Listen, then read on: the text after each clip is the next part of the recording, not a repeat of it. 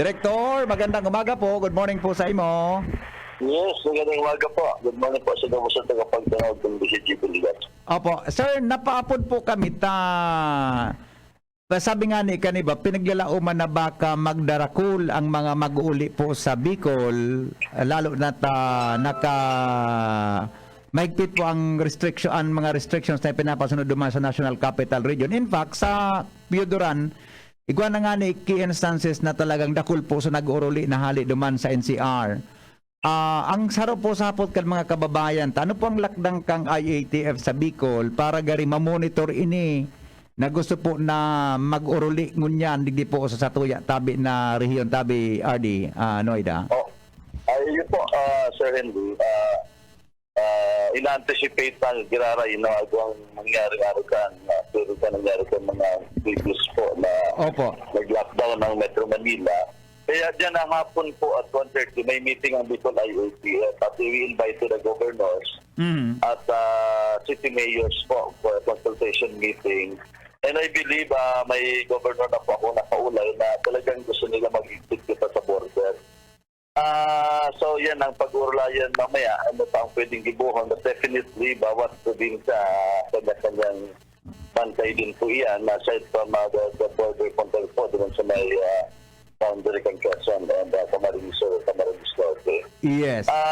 One thing good ngayon, Sir Henry, napansin ko since kagabi, nagigpit ang Metro Manila. Yes. Talagang naglagay sila sa mga yung inactivate nila yung border control under the COVID shield ng Philippine National Police.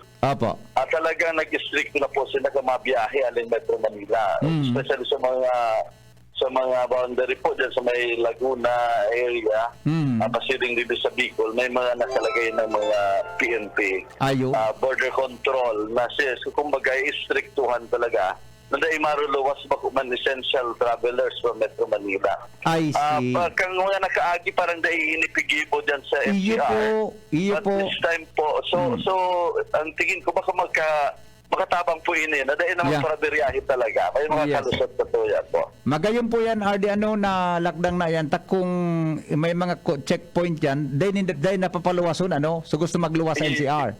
Iyo po. Unless nagkaroon essential or parte kang essential travel, pwede siguro. Tanghadit kaya kan iba, baka inislugod sa magkausta. May mga, although dahil man kayo scientific basis, pero may mga instances baga po kan mga nakaging aldaw na kanag-uruli suhali duman sa NCR na ibang parte, may mga pagkakataon. Naglangka po kasok ang COVID cases sa Bicol? Ay, iyo po. Talagang iyo po yan ang saro sa mga pigtuturo kayo ito na dahilan. Kung natakol kang Marso, Abril, kaso tayo sa Bicol. Kaya talagang ina-anticipate at talagang sana yung mga LGUs talagang magkagibo kipaagi. Sabi man sa Bicol IATF. Nandain na ma-outro ito. Kasi na yun nga, nagpapasalamat kita with this effort ng national government sa NCR na nganing mabawasan po ang mabiyahe talaga. Yeah.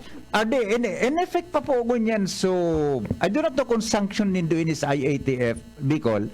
Pero may mga LGUs baga po na nag-require dyan sa, lalo ang Kamsura, Cam Norte. Paglawag mo sa Bicol, requirement na dapat may negative ka sa test result kang RT-PCR, saliva, or antigen. In effect pa po yun yan, RD?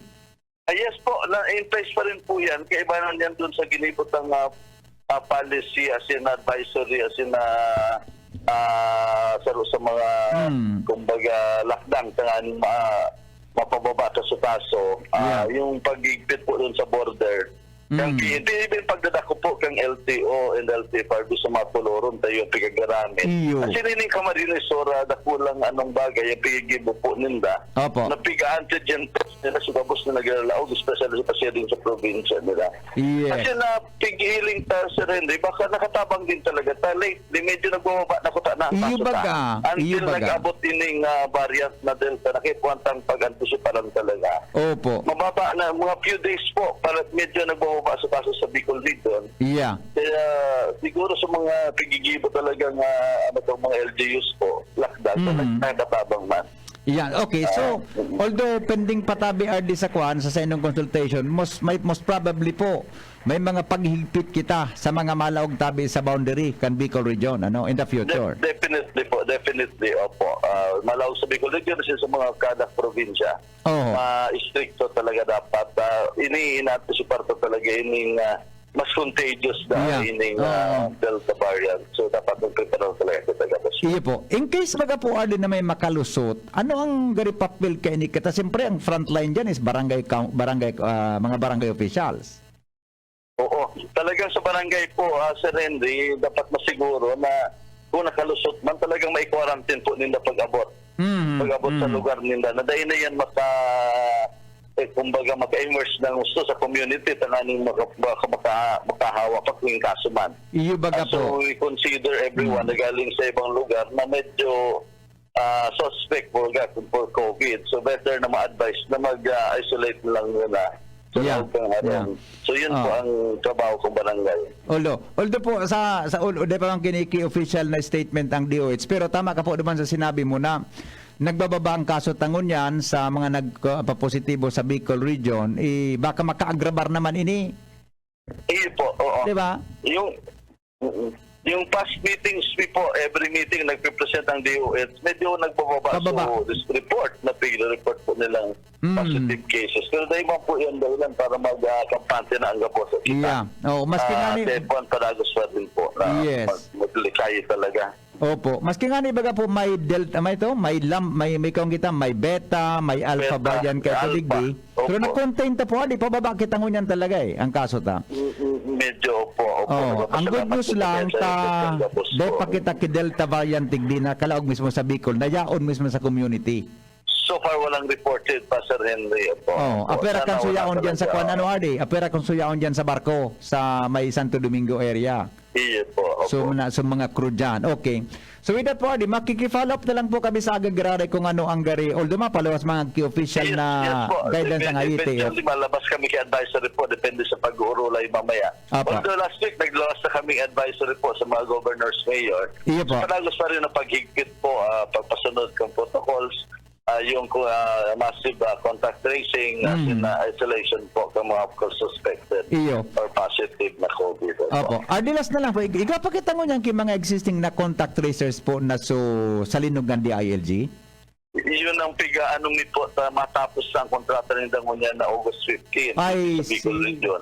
So, wino-work out po kang national na sana ma-extend. Pero until now, wala pa po kaming official na information na ma-extend. Sana po ma-extend kasi kay Puan Taning Maray po. Nakakatabang kimaray ito Makatabang sa LGU. Iyo po. Nakakatabang. unless na dahito ma-extend, mabalik kita sa contact tracing sa mga barangay naman ang matararabaho. Lalong tabang LGU, pati PNP, Bureau of Fire. Opo. Okay. RD, salamato na maray tabi sa pagsimbag ka na po niya na paggaga. Ingat po kamo. Salamat din, Sir Rendel. Yan ang umaga po. Opo, thank you so much. Mga tugang, Director Attorney Anthony Noida, mga tugang kang DILG, siya po ang chairman kan Interagency Task Force, digdi po sa Bicol Region.